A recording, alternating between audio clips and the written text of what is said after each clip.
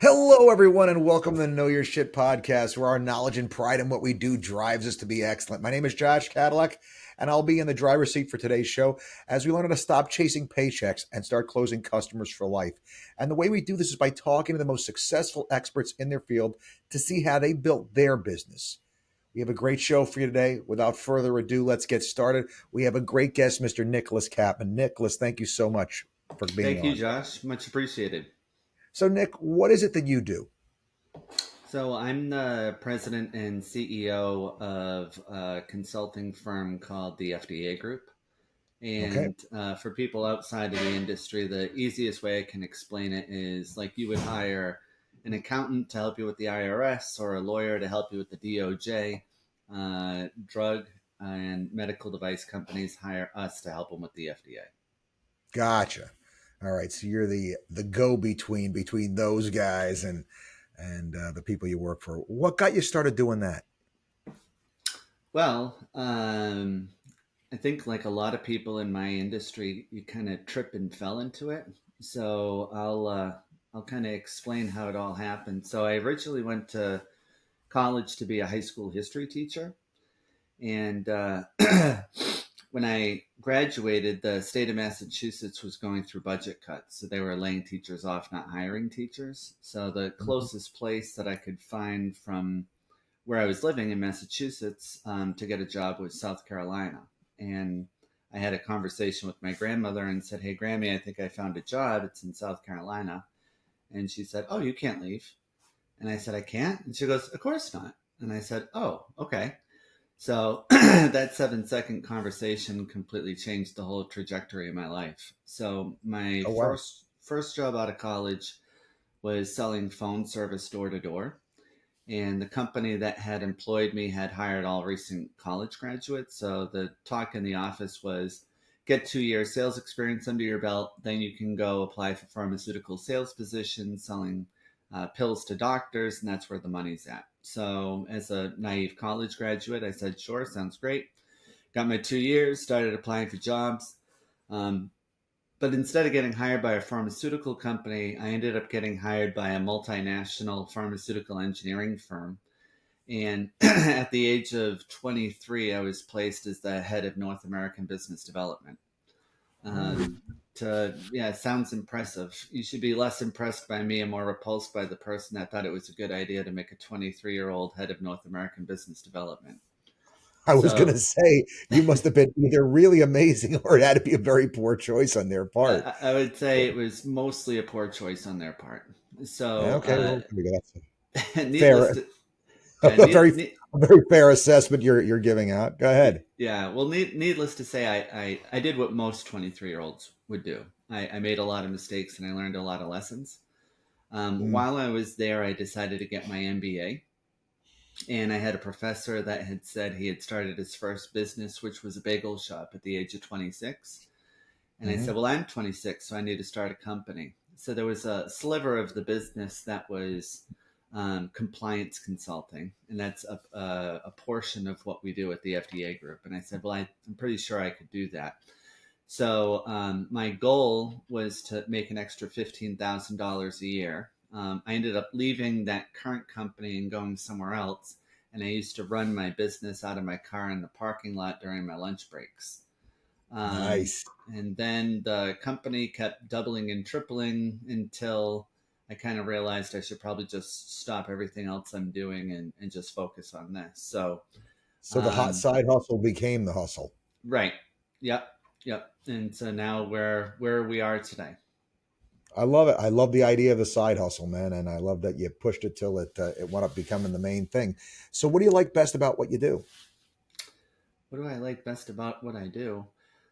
I like to see the results. So I implemented EOS. Are you familiar with EOS?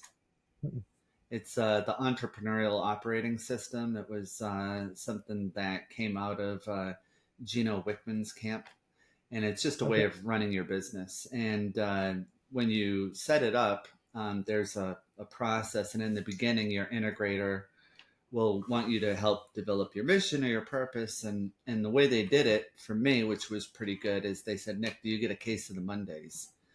And I said, no, actually, I don't get a case of the Mondays. And he goes, why? And I said, well, I know when I wake up, I've got happy employees, I've got happy consultants, and I take care of my vendors and suppliers and my clients, and we're having an impact on the products that are getting to the general population, and we're investing in our communities. And so we kind of whittled all of that down to our purpose is to enhance people's quality of life. The largest portion of my business is actually quality. So there's a little bit of a play on words there. But I guess that's to come full circle. When everybody else that I interact with, that I have a direct impact on, is in a state of peace, and they're passionate about what they're doing, then I know I'm doing my job. Love it. So where do you think all the success came from for you? um, Borrowing other people's ideas, good Oh, ideas, cool. right? Gotcha. So just flat out theft of intellectual property. I love it. Well, I mean, I guess a better way to say it would be never stop learning, right? Exactly. So, Yeah, no, I kid, but I'm with you. The best ideas are somebody else's because you don't have to think of them yourself. exactly, yeah. So I would say that's probably it. All right. What do you think? And this is kind of a piece. I'm always a big fan of taking a step outside of yourself, taking a look at yourself and saying, all right, what the hell do I have to work with here? What do you think in your makeup makes you good at what you do? Um, I would say humility, Okay. um, because you have to be, especially when you're in the position of a CEO. Um, it's not difficult to fall into a kind of a power mindset, Sure. or somebody that says, "Well, I'm the CEO. I have all the answers," and thinks that they should be treated differently than other people. And Yeah. so, in order to make sure that you're treating everybody with the same level of respect and listening to what people have to say, is not just hearing what they say but actually listening. I think you need to be humble and know that you're not the smartest person in the room. um, Yeah. No, I hear you. I think that creating that environment where people feel good to bring their ideas to you and that it can be tough. I say this from experience a little bit because I tend to work harder than all the people that work for me. hmm, And so they just sort of seem to assume that, that I have all the answers.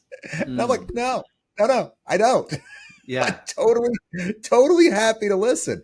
I mean, if you're going to come in, you need to make sure that your idea is a good one. Like I'm going to push back and vet the idea, but creating the environment where people feel comfortable to come in and bring you ideas and also have those ideas vetted and know that it's not criticism of them. It's taken and making sure that it's the best way to look at it. I think creating that environment is a big part of the secret sauce. I And actually getting it to work right. yeah, I talk about it a little bit in my book, The Passionate Workforce. So there's a couple Sure. points in regards to that. So one thing that we do at this company is we tell people we don't encourage people to speak up. We require them to. Hmm. And the reason being is I had an experience. It was actually that first pharmaceutical job that I had referenced earlier, and there was a lot of processes and procedures that were, I would say, idiotic. And I remember thinking that the management team was just really dumb.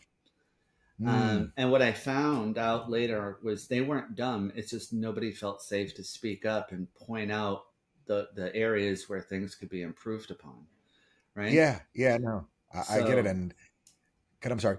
no, I was going to say, so, you have to require them to kind of speak up and just set up an environment where they're going to feel safe in doing that. Yeah, my father used to say all the time, it is that way because somebody screwed up somewhere. So like somebody made a mistake, they made a rule to make sure that never happens again. But the reality of it is the rule they made up was made up by somebody that's never actually done the job. And there might be a lot better ways to fix that problem. But if the folks doing the job don't speak up and say, Well, you just keep doing it this very difficult, arduous, time-consuming, inefficient way.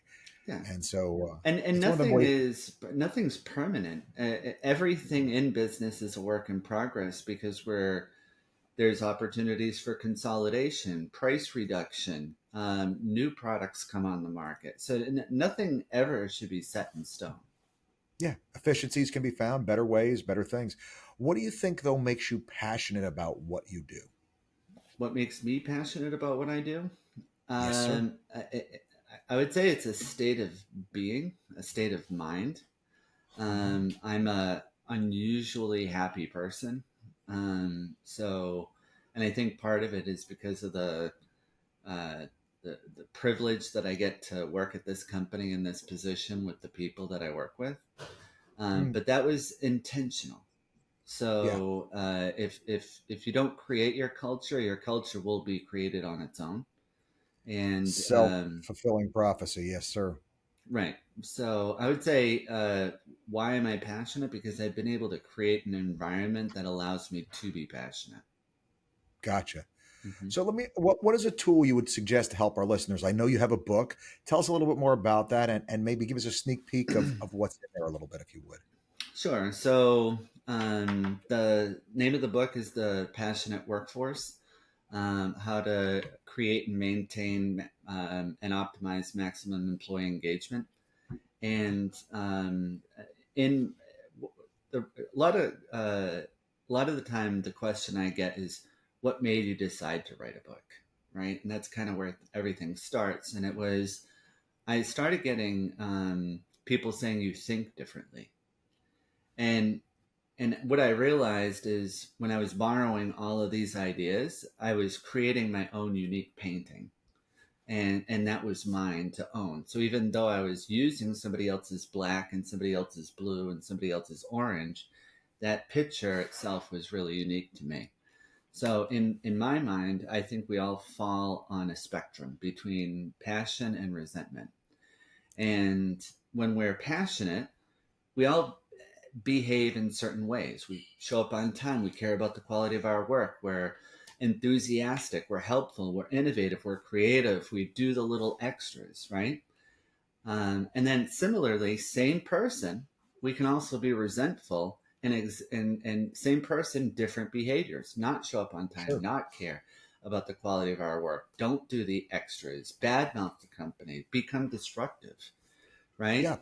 So, in my opinion, if you can get everybody that reports to you over to a passionate mindset, that the natural outcome will be optimized performance. So, I created 15 pillars that I think if everybody can maximize their ability to deliver those pillars, the people that report to them will be in a passionate mindset and will optimize their performance. And I actually have some data to support that. So, one piece No, of I mean that makes tremendous amount of sense. I mean, the part you said at the beginning about being on the spectrum, people have said that to me before, but I don't think they meant that as a compliment. Um, but yeah, no, I'm with you. You know, like this person that you have in front of you could go one way or the other. How do you take and set everything up to get them to be a contributor that loves to go to work, loves what they do, that's all in, that's pulling for you, that you're getting that maximal effort, that they stay till 5:05 instead of leaving at 4:58, Mhm. you know, and aren't looking for anything extra. They want to see the thing. You know, one of the phrases that I love, and it's going to come from a very strange source, that when I talk about anything that's a group. Actually, I usually, even when I talk about America, I talk about this. But the phrase that the mobsters had for the mafia was "La Cosa Nostra," and what that meant was this thing of ours. This is our thing. You know, there's this built-in, and when the people that work for you feel like this thing is our thing, Mm. like this is the thing that we're doing. I had a restaurant years ago, and I had huge issues with my night shift complaining about day shift, because day shift they had a much easier schedule. The lunch schedule is much easier. they were supposed to do a lot of the prep work, and we'd come in and a lot of the prep work wasn't done. So the night shift would have to take and do all the catch up on the prep work. And so finally I said, you know what, guys, to hell with this. I'll go to day shift. I'll be there in the morning and I'll work in the evenings too. And I'll get this sorted out. So I got it. I had a handful of people. It was this very small crew, right? Just like one server, one cook, maybe one other person and me. And so, but I made it all about this idea that day shift is above reproach. Like we are so good at what they do. Night shift's got nothing on us. We're the elite. We're the special forces. Those bums. Night shift is where the soft people go, right? And so I had all my people all in on this thing. And day shift was like we'd come in and everybody's walking out. We're fist bump day shift. On the way out because that's who we were. We were day shift, and there was never anything that wasn't done. They would complain the refrigerator was too full of stuff because we had everything in there prepped for them for the whole period of time. And so it went from something that where these folks hated where they were to being like a fun environment to work in, and it was just how we spun it, how we positioned it in their mind, made them feel like they're a part of something. Yeah, it sounds a lot like the story. I know I'm going to get this wrong, but who is the person that owned General Steel? Was that Rockefeller? No, General Steel was J.P. Morgan put it together. What the heck was the guy's name? Charles Schwab. Was it Schwab? I believe. Well, in so. any event, there were different shifts, and one day he walked in and he wrote a 6 on the ground, right? Yeah. And everybody said, "What's that 6 mean?" And that was how many outputs they had on that shift. Yeah. And then so they got 7, and then they wrote 7, and then the next next shift saw it, and then they wanted to do more, and they got it up to like I forget what the final number was, but it was like 12. So they had doubled their output through that kind of competitive mindset. Through an investment of some chalk on the ground. That's a good ROI. It really, really is, and it's just. I think this is one of the things that I've noted with my entrepreneurs, and I know it's something that I internally do myself, is that we're good at making it a game and competing with ourselves. Like, well, I did 6 last week. I wonder if I could do 7 this week, kind of thing. Like, I'm not telling anybody about this. This is just totally a thing I'm doing with myself, but it's how I take it from being misery. I mean, this past week it was 5 cities in 6 days. Just one after the other speaking, and then, driving and airport and driving. And so, like you're getting in at 1 a.m., have to be there at 8 a.m. and wash, rinse, repeat. And I don't know if you've ever done much of that, Nicholas, but the tough part really is every morning, every evening you're unpacking, and every morning you're packing again. You don't stay in the same. I mean, if I could just stay in the same hotel for 2 nights in a row, it would be but it's that at every night going someplace else. It's like it grinds you down. And when you're in the mindset of like, let's see if I'm tougher than it, that competitive mindset, you almost start to embrace the suck. It's when you're not, it's like, man, this is just awful. And when does it end? And, that mindset piece and having it in you and seeing that it works and then spreading it to other people, like bringing them into the competition, bringing them into this thing so that they can take and enjoy the game that you're playing that nobody actually knows about. They don't need to know we're playing. We're playing. This is our game. I can't agree with you more, because that's exactly what I call it too. I'm playing a game. So another kind of typical question that I'll get is, what are you building toward? What are you trying to accomplish? And of course, we're building toward things, right? We have numbers and goals and metrics and all that kind of stuff. And we've got short-term planning and long-term planning. But at the end of the day, what I'm actually doing is those are just strategies and tactics for the game I'm playing. I'm just playing the game to see how successful can we become. Right. Yep. So if we're this successful today, great. That's our PR, right? Let's do something bigger and better next time. And then that'll be our PR, because again, it's just the fun of competition and the glory of winning. Yeah. Tune in the race car. Let's see if we can get a few more miles per hour out of this thing. Let's see if we can beat that best time that we got. And why not? What else are we doing? Might as well. We got to go to work anyway. We might as well take and see if we can set a new land speed record. That's right. Absolutely. So, what do you see as the opportunity in the market today, Nick? AI. Okay, simple answer, two letters. Everybody's saying it, but Yeah. you're backing it up. What do you Well, think I is the most? read. I will say I read Max. I forget his last name.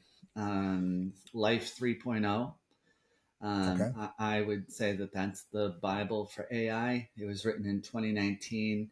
He is acquainted with Bill Gates and Elon Musk, and worked with Elon Musk, and so it encapsulates everything AI. So I think most of the time we think about robots taking over the world and large language models. That's just the tip of the iceberg. There's so much more behind AI, and I Mhm. think people understanding what it's capable of doing in the future will allow them to determine how they're going to address it moving forward. And the way I describe it is the AI meteor has hit the Pacific. So you can Mhm. either stay on the beach of Santa Monica and say, everything looks fine to me, or you can Mhm. actually do something about it because you know what's coming. Yep. What was the name of the book again? Life 3.0. Okay, I don't think I've read that one, so I'll check it out. Mm-hmm. Um, what I want to ask you this: what do you think is the most important thing you've learned in the process of doing what you've done? Most important thing that I've learned. Yeah. Wow. Um, well, the thing that is kind of jumping into the forefront of my mind based off of that question is we're all trying to hit PRs and we're all trying to succeed, and failure is okay. And to Yeah. an extent, right? I mean, Yeah. at some So point, much. right. At some point, that statement, it becomes so extreme that it's not okay, right? Yeah. But You gotta make money sometime. but there's generally speaking, I think people need to, because if when you know failure's okay, you can you're humble enough to understand that when you're making goals, you have to put some serious thought into it and consider risk mitigation. Mhm. So there's a balance of not doing anything and going all in. And Mhm. I think once you've kind of gone through failure more than once, you kind of understand that is part of the game. I think a lot of CEOs and entrepreneurs, especially early in their career, I mean, they're just killing it, right? They're killing it, Mhm. killing it, killing it. And then there's that first year where they don't make as much money as they did the previous year, and it's shocking, Mhm. but that's part of the game. When we're playing a season with 16 games, you're going to lose some. You might win them all, right? You might be the 72 Dolphins, but you might not be. Yeah. So I I tend think to think it's a little more like baseball with 162 games in a season. You're gonna lose some. you're going to lose Yeah. some. Right, right. Yeah. So just There's no way understanding around. that, yeah, understanding that and planning for it, I think is important. All right. A little bit more of a lightning round. This is to kind of let our listeners get a sense for who you are. Hmm. What would you say you're most proud of in business that you've accomplished? Um, well, we made the Inc. list 4 years in a row, and we're Nice. headquartered in Massachusetts. And we made the Boston Business Journal Fast 50 list 2 years in a row. And the first year we won, we were ranked number three. Also, we have a 4.5 star out of 5 on Glassdoor.com, and I'm proud of that. We're a great place to work certified. I'm pleased with that. A plus rating with the Better Business Bureau. So those are kind of some of the things that I can point to that are measured that brings proof that we're doing things correctly. Love it. Similar question, but a little bit more personal. What are you most proud of in life you've accomplished? My kids, Always a right? safe call. And well, I mean, it's not safe. It's true. Yeah, yeah. Uh, No, I made people. They were good people. yeah, yeah. Because then you kind of it's a next level of being, because before children it's all about yourself. Right now I've Mhm. got this little human being or these human beings, and I'm trying to make them without being a dictator over their life, as empowered and as successful and as happy as I can possibly get them, right? Sure. And you have parents have extreme influence over that, and it's a very difficult game to play, and nobody has all the answers. So No, that's I play the game of business, and I play the game of parenting, and so as safe as it sounds, I think it's just the truth of life. love it. No, Hmm. it's a lot of responsibility. The way this person turns out has a lot to do with the way you raise them. So it Hmm. is a lot. What one piece of advice would you give our listeners? um, yeah, I don't mean to sound like a broken record, but you can't stop learning, and you can't. Uh, so one of the quotes in my book, and this actually probably explains that correctly, is great leaders live in a constant state of being comfortably uncomfortable. Hmm. And what I mean by that is comfortable in the sense that you've got control over things, but uncomfortable because the reality is that today there are things, Josh, that you and I aren't doing today. That if we Hmm. had been doing it, we would be more successful and happier. But we don't know what that is yet. So we have to be detectives and look for that next answer. I tend to think of that when it comes to stretching. I wish I did more of it. I Yeah. don't. Every day that I don't, I wish I had done more of it. Yeah. You know, like every time I get on the plane, it's like, ow, it hurts. And then I see my friend that can take and twist himself into a pretzel. I'm like, you son of but then again, he works like 6 hours a day, and he's that guy. So it's a thing. Hmm. Um, what one book would you recommend? Well, I would definitely recommend my book, The Passionate Workforce. Good move. It's Good it's move. it's true because it is a very good book, and I'm very proud of it. And I think it. I think there's two types of books out there. There's transformational books. That would be Traction by Gino Wickman, Money Master the Game by Tony Robbins. Those types of books are very thick and dense with material, and you literally you have to take notes. You have to take action within those books. Then there are other books where you tend to get nuggets out of them, and there are things you can note, but you can go on the treadmill and listen to it, or you can drive in your car and listen to it. And that would be like Extreme Ownership by Jocko Willink or Radical Candor by Kim Scott. So my book is more the latter, where it's not so transformational that you can't afford to listen to it on the treadmill. It's an easy read, and it gives you things that you can implement on day one. You know, the fact that you can listen to books while doing cardio makes you a better man than me. Um, Yeah. I am physically incapable of pulling that off. When I drive, when I'm on a plane all day long, but on doing cardio, I can't quite get to Uh, book level. my I need speed might be lower. maybe that's the secret sauce I've been missing all these years. Favorite movie of all time, Nicholas? Goodfellas. Great film. Joe Pesci at his best, I Yeah. would say. Yeah. Fa- famous person in history you'd want to meet. Famous person in history, alive or dead? Your choice. Well, if it's anyone, it would be Jesus. Good call. Um, so I'm a faithful, God fearing man, and faith is an important part of my life. Yep. If we're talking about somebody that's alive, um, I guess Elon Musk. Okay. Hmm. What person from your past would you sit down and have lunch with today if you could?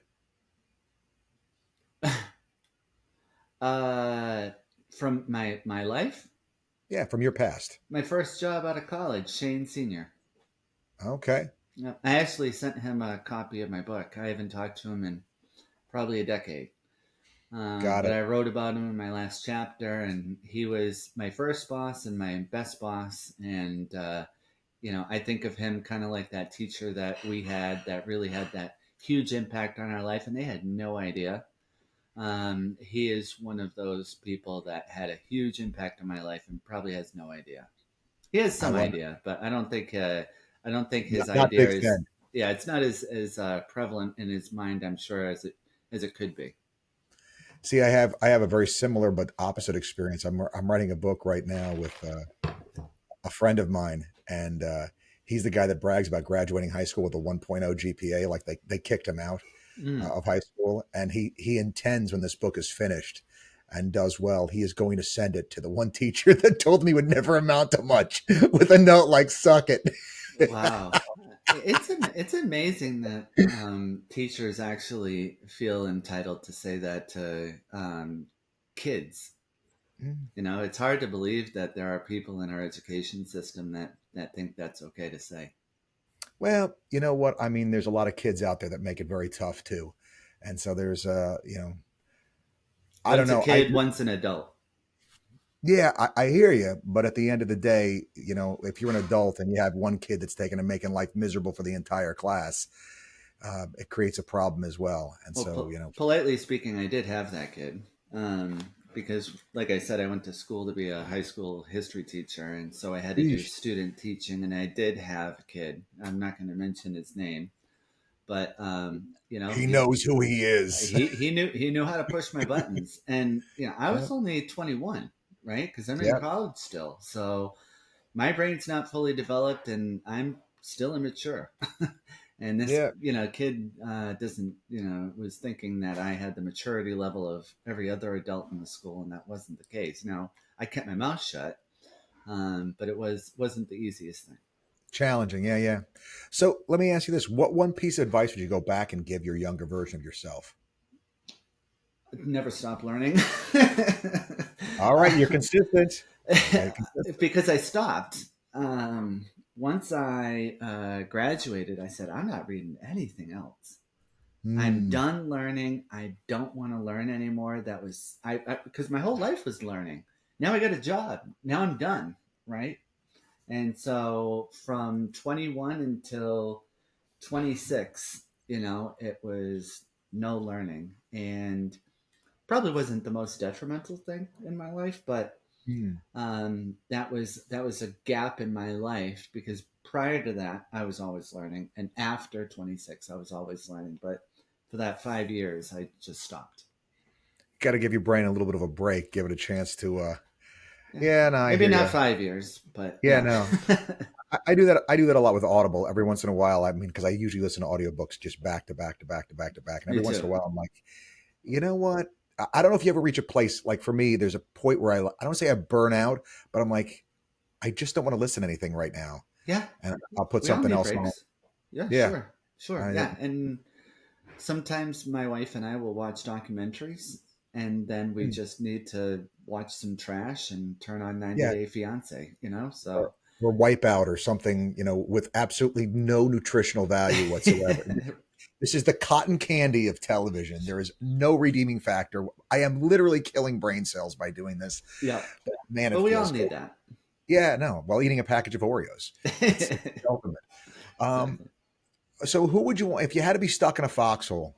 Who would it Mm. be with? If you had to pick somebody to be in the foxhole with you, who would you trust to have your back? Uh, and if I'm in a foxhole, this is because it's somebody that I know that will be able to work with me and get things Somebody done. that's got your back. That person that you know has got your back.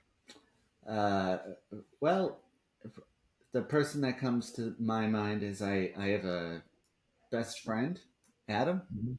Okay. and we've always just been there for each other. Nice. A lot of times I think some relationships you tend to focus a lot more on the positives than the negatives, but there are those struggles that we all go through on an individual basis, and we need that person that we can open up to, that you're probably not telling everything to everybody else to, right? Yeah, yeah. So I'd say we're each other's confidants, and if I was in a Nice. foxhole, I know he'd be there. Love it. What do you Hmm. do to unwind, Nicholas? I like to golf. Hmm. Yeah. I uh, like to play with my kids. We were playing Risk yesterday, and we were Hmm. playing Wii Sports. So I do like spending time with them. I go to the gym. And I don't know if that's unwinding per se, but that certainly is something that keeps my physical and mental healthy. And then my wife and I enjoy traveling. We're more of beach people as opposed to mountain people, so we like going, to the Caribbean, or have our feet in the sand. Cruises, man, that's where it's at. Yeah, yeah. We were on a cruise recently, so Nice. yeah, I would say probably those things. What's next for you, Nick?